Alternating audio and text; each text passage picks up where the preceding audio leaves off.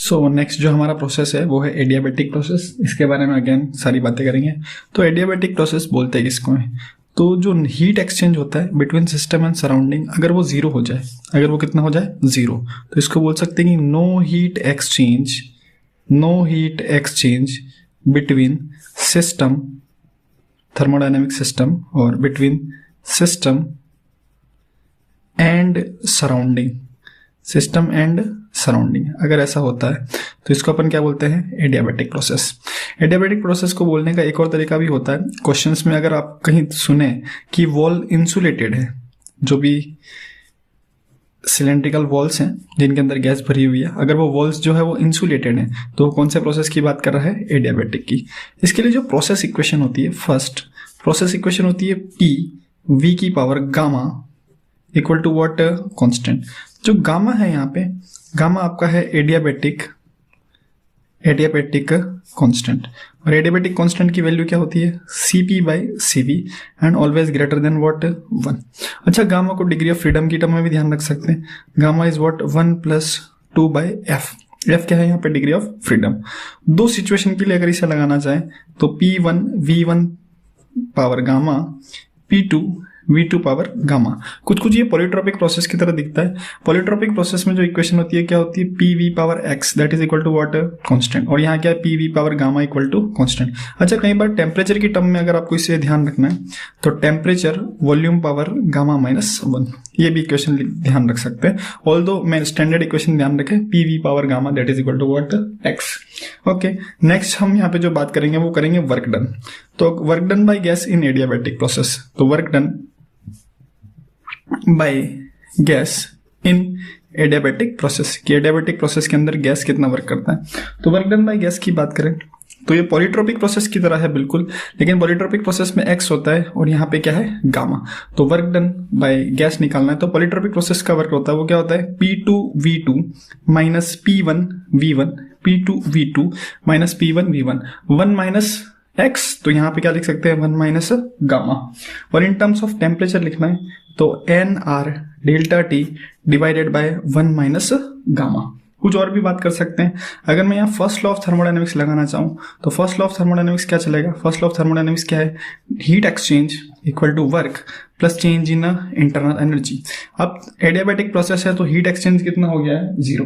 Heat exchange 0 होने का मतलब है कि work done is what, minus times of change in internal energy. अब देखें इसमें पर्टिकुलर बात कर सकते हैं। अगर मान लो गैस का वॉल्यूम बढ़ रहा है तो जो वर्क डन है, वर्क डन तो आपका कैसा है, पॉजिटिव, वर्क डन पॉजिटिव है, लेकिन जो चेंज इन इंटरनल एनर्जी उसके कैसा साइन है आगे, माइनस। तो अगर वॉल्यूम बढ़ता है, अच्छा ऐसे सोचते हैं इसको कि अगर वर्क डन वो है पॉजिटिव तो इंटरनल एनर्जी में चेंज कैसा आएगा, नेगेटिव, और वर्क डन जो गैस का है वो आ गया नेगेटिव, तो चेंज इन इंटरनल एनर्जी कैसी होगी आपके लिए, पॉजिटिव।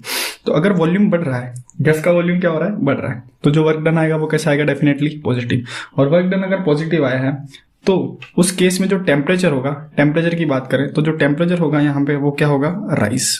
टेम्परेचर क्या हो जाएगा, फॉल, क्योंकि माइनस साइन है। और अगर जो वॉल्यूम है वो डिक्रीज हो रहा है, तो वर्क नेगेटिव है तो change in internal energy positive आएगी, तो टेम्परेचर क्या होगा, इंक्रीज। ये माइनस साइन की वजह से हो रहा है, वरना आप इसे ध्यान रखें, दैट विल बी गुड। आगे बात करते हैं molar heat capacity, third one, that is equal to what, molar heat capacity, कि इस प्रोसेस में heat capacity, molar heat capacity की वैल्यू क्या होती है। तो heat capacity in adiabatic process is what, delta Q divide by N delta T. Delta Q heat exchange कितना है, 0। तो मोलर हीट कैपेसिटी की वैल्यू जो होती है इस प्रोसेस में वो कितनी निकल के आती है, 0। आगे भी बात कर सकते हैं, बल्क मॉड्यूलस की बात कर सकते हैं और कोफिशिएंट ऑफ वॉल्यूमेट्रिक एक्सपेंशन की बात कर सकते हैं। तो bulk modulus for adiabatic process beta that is equal to what, -v dp by dv, -v dp by v। Equation क्या है यहाँ पे, फंडामेंटल जो हमारी इक्वेशन है वो है p v पावर गामा, ये v है volume, p v power gamma that is equal to what, constant. तो अगर मैं यहाँ से p को लिखना चाहूँ तो ऐसे लिख सकता हूँ, constant k into v power minus gamma. Constant की वैल्यू भी पुट कर सकते हैं, फिर डिफरेंशिएट करेंगे तो dp बाई dv जो निकल के आएगा उसको लिख सकते हैं minus gamma p by v, minus gamma p by v। Beta की वैल्यू लिखते हैं beta that is equal to -v minus gamma P by V, V से वी क्या हो गया कैंसिल, माइनस माइनस क्या हो गया प्लस। तो यहाँ पे जो बीटा निकल के आया है, बीटा निकल के आएगा gamma times pressure. Isothermal process में जो बीटा निकल के आया था वो क्या निकल के आया था, जस्ट प्रेशर। यहाँ पे गामा एडिशनल जो है वो मल्टीप्लीकेशन, ठीक है। अच्छा एक और बात, अगर dp by dv slope of PV curve बोल दिया जाए, स्लोप ऑफ पीवी कर्व, तो वो कितनी निकल के आएगी, minus times of gamma P by V, clear. और एक ऐसे भी सोच सकते हैं अगर चाहे तो, slope of PV curve for adiabatic process is gamma times of slope of isothermal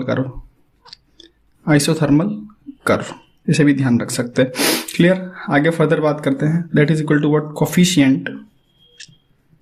coefficient of volumetric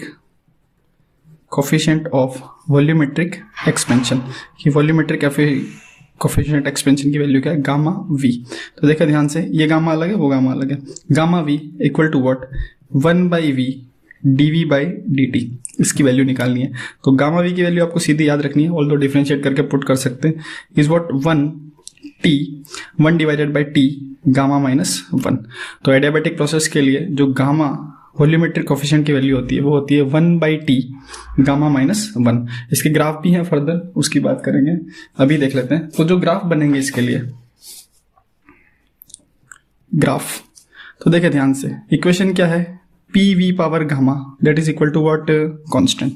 तो अगर मैं प्रेशर और वॉल्यूम का ग्राफ बनाना चाहूँ, प्रेशर और वॉल्यूम, वाई एक्सिस पे प्रेशर, एक्स एक्सिस पे क्या ले लिया, वॉल्यूम, तो इसको ऐसे लिख सकते हैं, P V power gamma that is equal to constant के। तो P is equal to constant V power what, minus का गामा।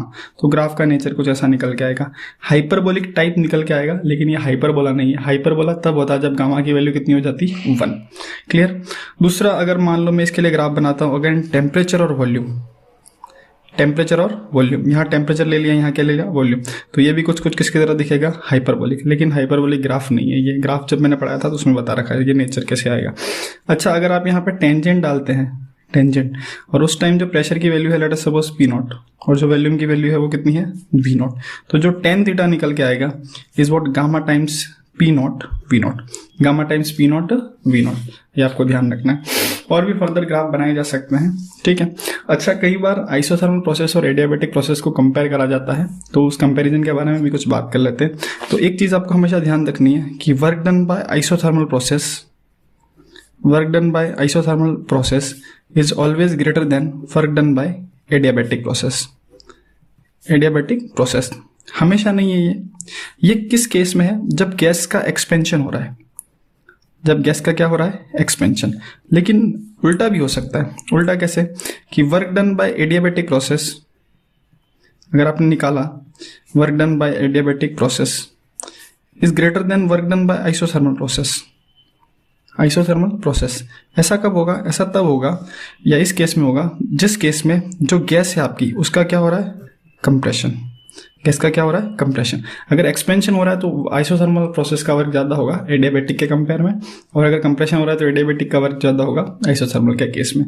तो ये आप ध्यान रख सकते हैं। कैसे पूछा जाता है, देखें ध्यान से, एक सवाल या एक एग्जाम्पल की फॉर्म में। अगर मान लो कि एक पीवी ग्राफ बनाया, कैसा ग्राफ बनाया, पीवी ग्राफ में एक तो बनाया ये फर्स्ट और एक क्या बनाया, सेकंड। ये प्रोसेस फर्स्ट, ये प्रोसेस 2। अब दोनों हाइपरबोलिक दिख रहे हैं। एक इसमें आइसोथर्मल है, सवाल का कहना, और एक इसमें क्या है, एडियाबेटिक। कौन सा ये पता भी लगा सकते हैं। जो इनिशियल स्टेट है उसमें वॉल्यूम V, और जो फाइनल स्टेट है उसमें जो वॉल्यूम है वो कितना है, 2V। अब सबसे पहली बात, 1 और 2 में कौन सा एडियाबेटिक। अच्छा, एक्सपेंशन हो रहा है, ऐसे जा रहा है, वॉल्यूम इंक्रीज हो रहा है, V2 2V। तो देखिए ध्यान से, यहाँ पे क्या हो रहा है, एक्सपेंशन, यहाँ पे क्या हो रहा है, एक्सपेंशन। अब हमें ये पता लगाना है कि कौन सा एडियाबेटिक है और कौन सा आइसोथर्मल है। तो ये इससे सिंपली पता लगाया जा सकता है कि slope of PV curve of for adiabatic is gamma times of slope of isothermal curve. मतलब किसकी स्लोप ज्यादा होगी, एडियाबेटिक की। तो जो स्टार्टिंग पॉइंट्स हैं उन पॉइंट पे हमने टेंजेंट डाली, एक 1 और एक क्या डाली, सेकंड। तो आप देखोगे किसकी स्लोप की वैल्यू ज्यादा है, किसकी स्लोप की वैल्यू ज्यादा है, 2 की। तो हम बोलेंगे कि 2 जो प्रोसेस है वो हमारा क्या है, एडियाबेटिक, और जो 1 जो प्रोसेस है वो प्रोसेस कौन सा है, आइसोथर्मल। ये बात समझ में आ रही क्या? और फिर एरिया निकालेंगे तो किसका एरिया ज़्यादा निकल के आएगा, डेफिनेटली 1 का एरिया ज़्यादा निकल के आएगा, क्योंकि उसके नीचे जो है, अगर उससे वाई एक्सिस पे जाओगे, सॉरी वॉल्यूम एक्सिस पे जाओगे तो एरिया ज़्यादा मिलेगा, 2 से जाओगे तो एरिया क्या मिलेगा, कम। तो इसलिए हम बोल सकते हैं कि work done bye isothermal process is greater than work done bye adiabatic in case of expansion of gas, but work done of adiabatic process greater than work done by isothermal process in case of what, compression. So that's all.